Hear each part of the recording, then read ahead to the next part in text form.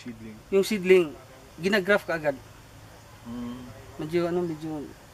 Medyo delicate siya kasi pag Oo, maipit, mabali. maipit. Mabigat yung ulo. Oo, kasi Hindi, wala. kailangan malakas. Nag-try kami ng 2 batch dito. So, kailangan pencil size yung seedling. Pencil size din yung ano. It's either smaller or bigger. Basta ang importante lang, ano yung pagkaano mo, Tight. pagkatalo, Tight. tightness. So yung mortality ng pag-graft, sa pag-graft, Ito, mga- based sa technique. Sa technique yan. Ano, usually, ano yung average na... Ang itong natauhan ko, mga nagsasucceed? 95 to 99%. Mag-ano yan sila ng mga 20,000, mga 100, mga 80, gano'n. Magaling na yun sila kasi alam na nila eh. Alam nila, huwag na ito, hindi na ito pwede. Makaano na sila, makabasa na sila, how strong as, dito. And then when the graph fails, wala na yun or you Hindi. can regraph? Baba naman tayo. Let's say, Putol. dito, patay ito, hindi ito. Dito naman tayo. Okay. Lower. Slit na naman. So So this can be pwede done up to here. Pero kailangan ng bagong sayon. Hindi Bagong sayon. Bagong sayon pero ito same. Same. Same rootstock. Until sa time na makabuto na kasi. Tumutubo. So may pag-asa lagi. Ganda ito Ano ma'am yun sa malalim na Tagalog? Ganda ito sa Manila. Siguro explain mo ulit yung process kanina if nagbebenta ka ng buto at how much and then after a while they can invite you to replant whatever para alam ng tao na it's na available yung service na yon. Sa mga Gustong farmers magsimula. na gustong magtanim ng kakao, kami dito sa Rosit Cacao Farm willing to share at saka help sa mga farmers how to from seedlings, from seeds. Tuturuan ko po kayo hanggang mag-nursery, hanggang sa maintenance ng nursery, and then 4 months after grafting. Kung walang mag-graft dyan sa inyo, padadalhan ko kayo ng grafters dyan with the science to give you a good quality cacao, the UF18 variety. And then What's so good about that variety? it is first it is drought resistant and then pest resistant. It has the biggest seeds of all kinds of cacao as for this time. 16 to 18 pods of UF18 is equivalent to 1 kilo dried beans. Other than variety is 30 to 35 pods per 1 kilo dried beans. So malaki ang Malaking difference. malaki ang difference. Malaki ang yield and then the fruiting capacity is higher than any other varieties.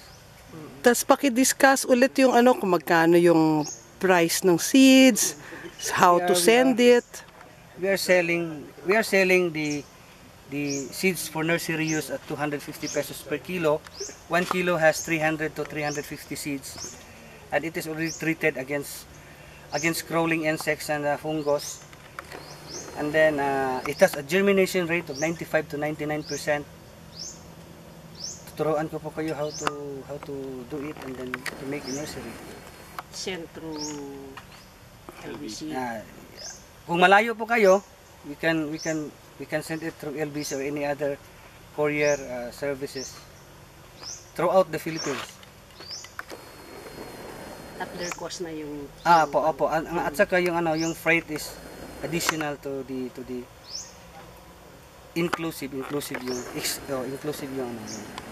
exclusive yung freight. Sa inyo na po yung freight. Basta yung seed lang yung 250 and then all others will be paid by the And then buyer. after grafting and then ready for field planting, we can assist you. All of this for free. That is our services. Na ang cost po sa farmer or dun sa investor is yung airfare, The only yung thing accommodations. that you will give from us is you pay for the airfare, you pay for the board and lodging, and then everything is free. Pero minimum of how many Minimum- seeds dapat ang Minimum of binili? 5,000 seedlings. Anywhere in the Philippines. Minimum of 5,000 seedlings. Ang At the above price, 16 pesos each. Pero kunwari granting na seeds po ang binili sa inyo. Wala na. That is now no more obligation for that. Because they will be buying the seeds, they will be buying for the scion.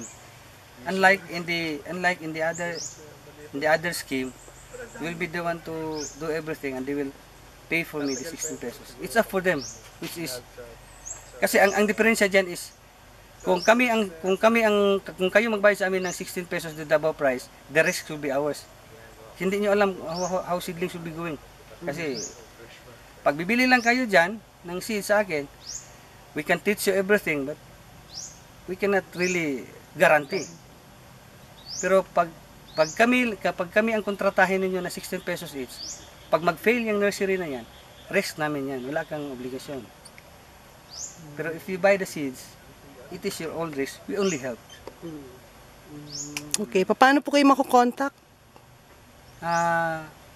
Through my email, groverosit@yahoo.com, and then you can browse at ayos dito at sulit.com, Rosit Cacao Farms, cacao seedlings. Search for cacao seedlings. And then Smart 09126565 623. Thank you. Facebook page.